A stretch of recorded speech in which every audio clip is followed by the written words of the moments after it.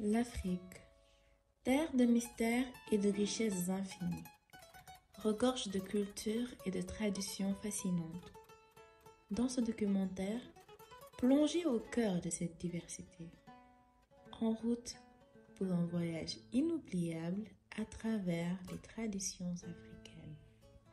Kuyla mademba sagwar yachanda yande kuyla natsai. Ce sont des prénoms de régie qu'on donnait à des enfants. Des enfants dont les mères avaient perdu la plupart de leurs enfants ou bien tous leurs enfants qu'ils ont déjà eu. Et pourquoi on donnait ce prénom aux enfants? On donnait ce prénom aux enfants pour qu'ils survivent. Bonjour, mon nom est Fatou Ndiacham, je suis chef de projet du groupe numéro 1. Nous avions eu comme thème d'interroger la tradition sur le fait de donner des prénoms dévalorisants du genre Ken Bougoul, Bougouma, Amouliakar à nos enfants. Donc ce thème nous a permis de nous reconnecter avec la tradition, de comprendre certaines histoires, notamment cette tradition-là, de voir le fond de cette histoire, voir aussi si cette tradition se perpétuait et voir son intérêt, c'est-à-dire le sens en quelque sorte. Donc cette interview m'a beaucoup appris sur cette coutume qui réussit plutôt bien aux parents ou aux mamans qui jadis avaient perdu l'espoir d'avoir une grossesse aboutie ou de voir leur enfant grandir. Quoique cette tradition est, je dirais, en voie de disparition, puisque nous rencontrons de moins en moins de personnes qui portent ce genre de prénom, peut-être parce qu'elles ne croient pas en cette dernière qui est la tradition. Parce que tellement qu'ils ont fait de fausses couches, à telle enseigne qu'elle n'avait plus espoir. Donc, dès l'instant qu'une grossesse aboutissait, on leur donnait des noms de, comme je vous l'ai dit, Amouliakar.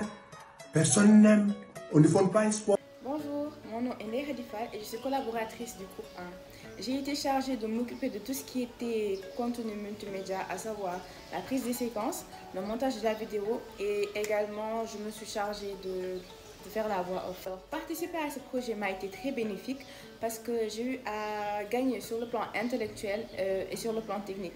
Sur le plan technique, j'ai pu développer de nouvelles aptitudes et j'ai pu perfectionner ou améliorer les prérequis que j'avais déjà eu dans tout ce qui était montage multimédia, etc. Sur le plan intellectuel, je peux dire que j'avais eu écho de cette tradition-là, mais je ne m'étais pas trop intéressée, ou je devrais dire, je ne me suis pas posé les bonnes questions pour comprendre le bien fondé de celle-ci. Donc le fait d'avoir pu interroger ces différentes personnes m'a permis de comprendre que cette tradition permettait à des femmes de pouvoir maintenir leur enfant après plusieurs fausses couches. Et cela se comprend parce que nous sommes dans une société où la femme subit une pression sociale énorme lorsqu'elle se marie et qu'au bout d'1 an, 2 ans, elle n'arrive pas à donner à son mari un ou plusieurs enfants. Donc je comprends qu'elles se sont rabattues sur cette pratique afin de pouvoir lutter contre cette pseudo-malédiction que les gens taxent ces femmes qui n'arrivent pas à pouvoir procréer.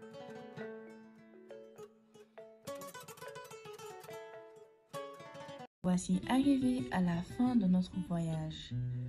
En célébrant nos traditions, nous tissons des liens intemporels qui nous connectent à notre passé, notre présent et notre avenir. Nous, membres du groupe 1, espérons que vous sortez de ce voyage comblé et avec plein de nouvelles connaissances qui vous donneront envie de plus vous intéresser aux riches traditions de notre cher